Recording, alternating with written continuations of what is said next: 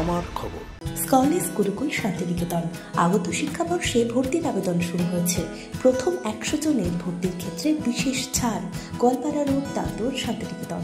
এই রোডে করে মারা যায় বাচ্চাকে, একবার মারলেই তো কষ্ট হবে। পাগুলো ফুলে দিয়েছে, হাত ফুলে দিয়েছে, এগুলো মেরে চুলের মুঠি ধরে ফেলে ফেলে মেরেছে।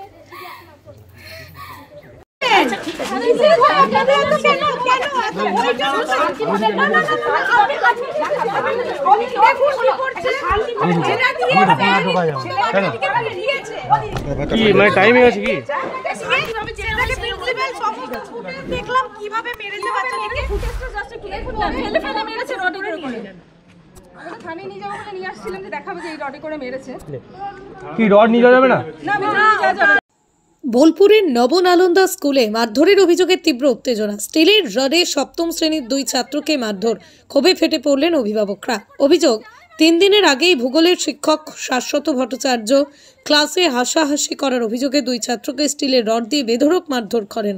ঘটনার পরও স্কুল কর্তৃপক্ষ কোনো ব্যবস্থা না নেওয়ায় আজ সকালে এসে স্কুলে বিক্ষোভে ফেটে পড়েন অভিভাবকরা। তাদের দাবি, সিসিটিভিতে পুরো ঘটনা ধরা থাকা সত্ত্বেও শিক্ষককে শাস্তি না দিয়ে বিষয়টি ধামাচাপা দেওয়ার চেষ্টা চলছে। একজন অভিভাবককে বিদ্যালয়ের গেটেই কাঁদতে দেখা যায়। তার হাতেই ছিল সেই স্টিলের রড, যেটি দিয়ে নাবালকদের পিটিয়ে আহত করা হয়েছে বলে অভিযোগ। অভিভাবকরা ক্ষোভ প্রকাশ করে জানান, আমাদের সন্তানদের উপর নির্মম আচরণ কেন? 3 দিন ধরে স্কুল কর্তৃপক্ষ একটা কথাও জিজ্ঞেস করলো না। প্রিন্সিপাল স্যার দেখাই করতে চাইছে না, আগের এতক্ষণ ওয়েট করে থাকলাম, তারপর দেখে সিসিটিভি ফুটেজ দেখতে চাইছে, সেটাও দেখাতে চাইছেন না। ওনারা একটু চাপ দিলেন বলে দিলেন। রোডে কি ঘটেছিল? ওরা 2টো বাচ্চা, 2জন বন্ধু ছুটির সময় ক্লাসে ও কিছু টানাটানি করেছে, একটু হাসাহাসি করে কিছু জিনিস ছিল, বলছে একটু তুই দে ভাই দে করে হাসাহাসি করেছে। তো স্যার বলছে চল তোমরা উপরে 3 তলায়, ওকে 2জনকে নিয়ে গেছে 3 তলা রুমে, একটা ল্যাবে নিয়ে গিয়ে একটা স্যার কীভাবে শুধু ইয়েটা দেখুন, ওর মানে প্রথমে চড় মারলো, দুজনকে বলছে দুজনকে মারো। এরা যেহেতু বন্ধু বলে জোরে মারছে না, বলছে আমি ডেমো দেখাচ্ছি দেখো কিভাবে মারবে। এমন জোরে মারছে পড়ে যাওয়ার মতো বাচ্চা দুটো, আবার উঠলো, আবার ওকে বলছে তুমি ওকে মারো। এমন করে মারতে মারতে তারপর রড নিয়ে এলো একটা বাইরে, স্টিলের রডটা করে একে পায়ে হাতেগুলো দেখুন ফাটিয়ে মারলো, ওকে মারলো, ফেলে মারছে আর উল্টো পাল্টা কথা বলছে। এখন শাশ্বত স্যার, আরেকজনের নাম কি অভিষেক স্যার। ঘটনায় কতটা নিরাপত্তাহীনতা পুরোটা। এবার আমার যদি বাচ্চা যদি কিছু হয়েও যেত, ওনার তো কোনো দায়িত্ব নেই, হারালে তো আমিই বাচ্চা হারাতাম। ওনার তো কোনো দায়িত্ব নেই যে আজকে 4 দিন হয়ে গেল একবার খোঁজও নেননি যে কেমন আছে আমার বাচ্চা। আমি যে ডাক্তারখানায় যে আমি এটা নিয়ে গেলাম, ওকে বলছে এগুলো মিথ্যা কথা, কিচ্ছু করা হয়নি, বাচ্চাকে কিচ্ছু করা হয়নি। আপনারা কি চাইছেন এখন? একটু শাস্তি চাইছে। আজ আমার ছেলেকে মেরেছে, অন্যদিন যদি অন্য কোনো বাচ্চাকে মারতো তাদের তো মানে বিপদ হয়ে গেলে তো কিছু করার থাকবে না। আর যাবো আমি থানায় এবার। ওনারা যখন কিছু দায়িত্ব নিলেন না, আমি তো 4 দিন ওয়েট করলাম যে কিছু তো একটা করবেন, আমার সামনে এসে একটু কথা বলবেন বা বাচ্চাটাকে একটু জিজ্ঞাসা করবেন কেমন আছে আমার বাচ্চা। সিসিটিভি ফুটেজ কি দিয়েছে? দিতে চাইলেন না। আপনাদেরকে দেখিয়েছেন? হ্যাঁ দেখতে চাইলাম, অনেক জোর করে, তারপর দেখালেন। দেখলাম যে রডে করে আমার বাচ্চা 2জন বাচ্চাকে মারছেন উনি, শুধু রডে করে না, চড় মেরে এত জোরে চড় মারছে। 4 দিন হয়ে গেছে, এখনো লাল দাগ হয়ে আছে। আর প্রথমে উনি স্বীকারই করছিলেন না যে মেরেছি বলে। যখন মেরেছে ছেলেটাকে, তো বাড়িতে গিয়ে ছেলেটি জানায় মাকে। তো জানানোর পর ম্যাম স্কুলে প্রিন্সিপালকে ফোন করেন, প্রিন্সিপাল কোনো রেসপন্স করেনি। দেন আমাদেরকে জানানো হয়, আমরা রাষ্ট্রীয় হিন্দু শক্তি সংগঠন থেকে আসছি। তো আমরা যখন প্রিন্সিপালের সাথে দেখা করতে চাই, উনি মানে টাইমটা বাড়িয়েছেন 10 মিনিট 20 মিনিট। তারপর উনি যখন দেখা করলেন, তখন পুরোটাই ওনার ছেলের উপরে ব্লেম করলেন যে স্ল্যাং ইউজ করেছে এবং রডে করে মেরেছে, ওটা পুরোটাই না করলেন। আর ওটা আমরা পেলামও। অনেক জোর করার পর উনি পর্যন্ত টিচাররা হটটক প্রচুর চলছিল, কেউ শুনছিল না। পুরোটাই মানে বলতে চাইছিল যে ছেলেটি স্ল্যাং ইউজ করেছে, ওটার জন্য চড় মেরেছে।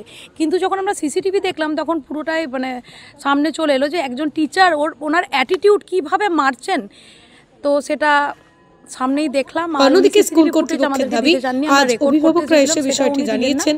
সিসিটিভি ফুটেজ সহ সমস্ত তথ্য যাচাই করে সংশ্লিষ্ট শিক্ষকের বিরুদ্ধে যথাযথ ব্যবস্থা নেওয়া হবে। সায়ন্তন শাশ্বত উনি নিজের মুখে স্বীকারও করেছেন যে হ্যাঁ আমি মেরেছি।